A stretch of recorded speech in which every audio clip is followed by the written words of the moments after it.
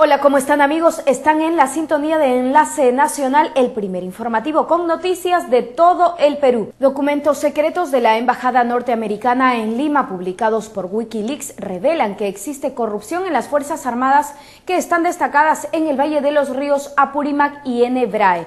El exministro del Interior, Fernando Rospigliosi, fue entrevistado por Enlace Nacional y hoy les presentamos la segunda parte de la entrevista. Según el experto, ha sido un error enviar al ejército a luchar contra el narcotráfico y ahora se están viendo las consecuencias con el crecimiento de la corrupción a todo nivel. Rospigliosi se refiere también al caso mexicano y ofreció alternativas para solucionar el problema.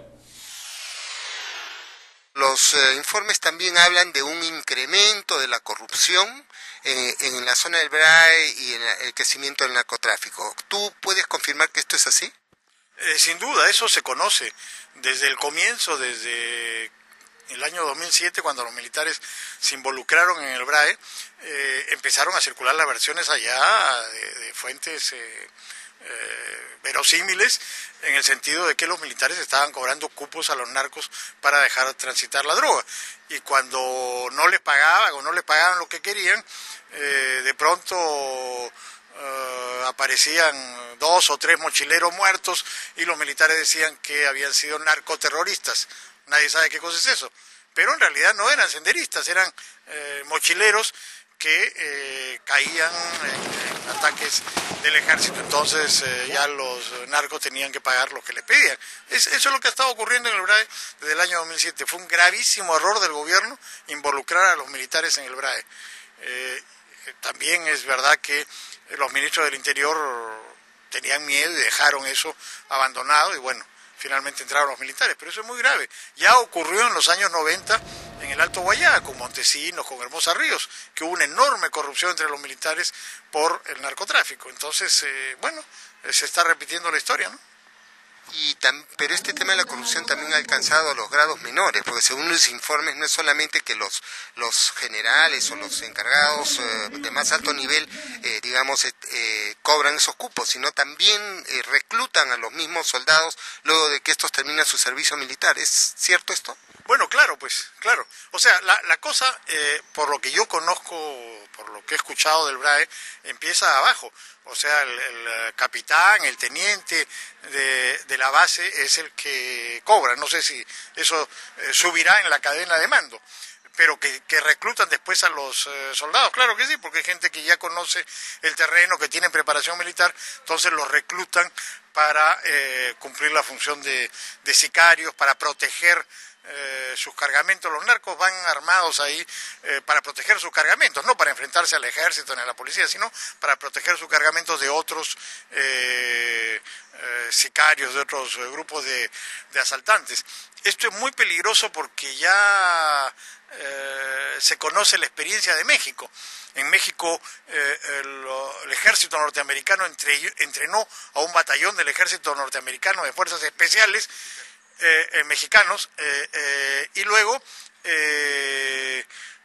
los narcos los compraron y se convirtieron en una banda de sicarios llamada Los Zetas, que estaba al servicio de un cártel de narcotraficantes, que después se convirtieron ellos mismos en un cártel. O sea, ya hay experiencias en el mundo y realmente es increíble que acá no se mire eso y no se entregue un control especial. Simplemente los mandan ahí y ahí ocurre cualquier cosa. Pues es una barbaridad lo que está sucediendo.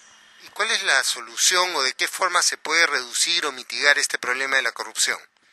Para empezar, los militares no deberían involucrarse en la lucha antidrogas. Está prohibido por la ley, pero lo están haciendo todos los días, a vista y paciencia del mundo entero. Entonces, no deberían estar involucrados en nada que tenga que ver con narcotráfico. Eso es muy peligroso. Y en segundo lugar, tiene que haber controles especiales cuando se manda ya sea policías o militares a zonas de narcotráfico, porque ya sabemos que la principal arma del narcotráfico es la corrupción. Entonces tiene que haber controles especiales. ¿Hay controles especiales en el Ministerio de Defensa? No, ninguno. Como si estuvieran acá en un cuartel en Lima, igualito. Entonces es absurdo, no hay ningún control. Y ya vemos la reacción que tiene el gobierno frente a estos temas. ¿Acaso dicen vamos a investigar, vamos a mirar? Acá tenemos un problema muy serio. ¿Reconocen siquiera la existencia del problema? No, lo niegan y salen a respaldar a los militares. Entonces es gravísimo lo que está sucediendo. Y fue detenido un presunto integrante del grupo terrorista Sendero Luminoso en el Alto Guayaga. Según se informó, el denominado camarada Rivelino sería coordinador del líder senderista Artemio y habría participado en reuniones con cocaleros de dicha zona.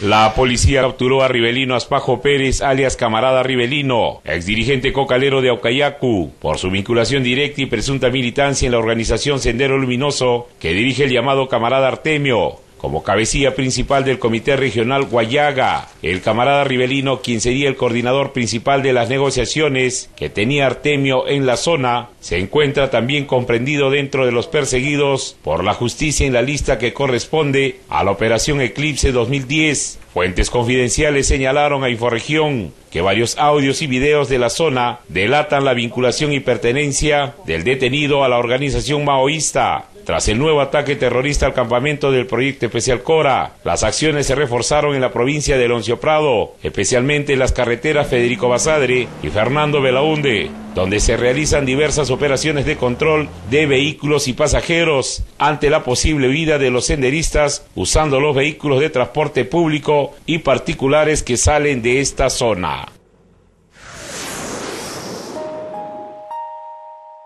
Hoteles y restaurantes de Puno ofrecen lo mejor de su oferta gastronómica en el marco del Festival Sabores del Titicaca, que tiene como escenario el patio central de la Universidad Nacional del Altiplano. Más de 20.000 personas asistieron al Festival Gastronómico Sabores del Titicaca, que promovió la Cámara Regional de Turismo con el respaldo de varias instituciones locales y que durante 2 días mostró lo mejor de la gastronomía tradicional y novoandina en la explanada de la Universidad Nacional del Altiplano. ¿Este es el café que exportas a Estados Unidos? Es justamente ese, nosotros exportamos hace tiempo de nuestro abuelo y sigue nosotros, el tercera generación que estoy yo, también estamos exportando, sigue. ¿Qué cantidad exportas mensualmente? Y justamente yo, como personalmente, tengo 3 hectáreas de área y está justamente por hectáreas es 20 quintales. 20 quintales. Sí. ¿Cuántas veces al año?